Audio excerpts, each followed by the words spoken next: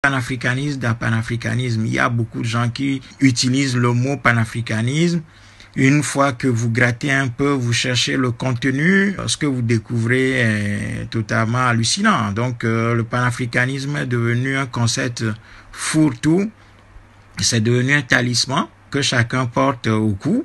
Mais au fond, il n'y a rien là-dedans, quoi. Donc, parfois, vous allez tomber sur des gens qui parlent d'élections, c'est-à-dire qui partent du fait que les États africains sont déjà constitués, qu'il y a des règles de droit qui dirigent ces enclos coloniaux abusivement appelés États, et donc qui sont dans la logique d'aller aux élections. Bon, voilà, nous, c'est pas notre ligne, ça ne nous intéresse pas. Avec ces panafricanistes électoralistes, on peut rien faire.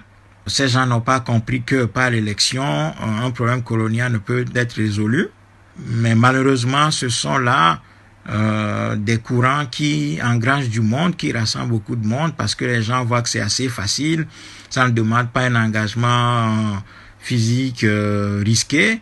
Eh bien, les gens préfèrent aller sur ces sentiers-là qui ne sont pas de véritables sentiers de reconstruction de notre continent et qui ne sont pas à la hauteur des défis qui sont les nôtres et des questions qui se posent à nous. Il y a d'autres qui sont dans le panafricanisme kamite, donc rattachement à l'Égypte antique, et qui restent là à louanger de manière incessante l'Égypte antique. Donc il n'y a pas de progrès. Ces gens, quand ils découvrent que ce sont nos ancêtres qui étaient les pharaons, ils sont tellement contents que la seule chose qu'ils aiment faire, c'est de changer de nom, de remplacer leurs prénoms coloniaux par des noms égyptiens, porter la croix de l'Égypte antique. Et ceux qui sont les plus avancés dans ce mouvement de l'Égypte antique, ce sont certaines personnes qui apprennent les Nédounéter, c'est-à-dire les hiéroglyphes, et puis ils en restent là. C'est-à-dire que la redécouverte de notre grandeur égyptienne devient une sorte de natte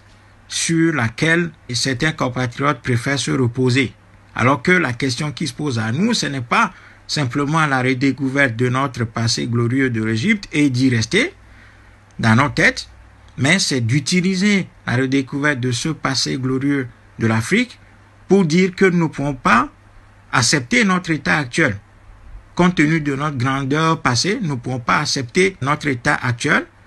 Et donc, la conséquence de cette réflexion serait de s'engager pour retrouver notre statut de pharaon perdu. Mais non, c'est pas ce qui se fait généralement. Donc, il y a des compatriotes qui restent en Égypte et qui restent là-dessus en changeant de nom et en disant finalement c'est le cycle de l'histoire qui a fait que les Africains se retrouvent aujourd'hui dans la situation d'esclaves, de servitude, puisque nous étions grands il y a quelques millénaires au travers de l'Égypte. Donc l'Égypte constitue une sorte de reposoir pour un certain nombre de compatriotes au lieu d'être l'élément déclencheur d'un véritable mouvement de reconquête de notre espace et de la renaissance de notre peuple. Ça nous pose aussi un énorme problème parce qu'il y a des compatriotes qui restent là-dessus en disant qu'ils sont égyptiens, oubliant qu'un roi déchu, un pharaon déchu n'est plus un pharaon.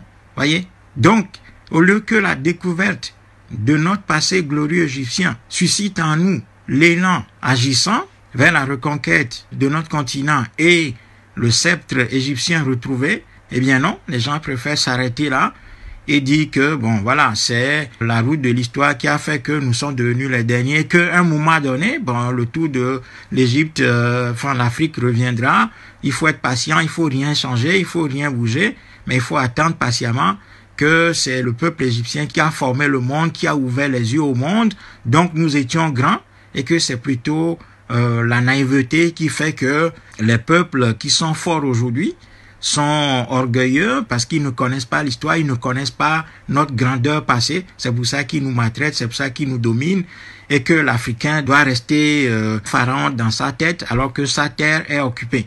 Ça, c'est aussi un courant panafricaniste qui existe dans la place et qui engrange beaucoup de monde. Et ça, c'est des choses sur lesquelles les gens restent qui ne nous font pas du tout progresser. Ça, c'est aussi un problème. Et un autre problème, c'est la grande majorité des Africains qui restent totalement scotchés au plan et au canevas tracé par la colonisation sous différentes formes en Afrique. Et puis bon, ces gens-là ne sont pas du tout dans une logique de réflexion sur la situation de l'Afrique et sur les voies et moyens pour pouvoir nous en sortir.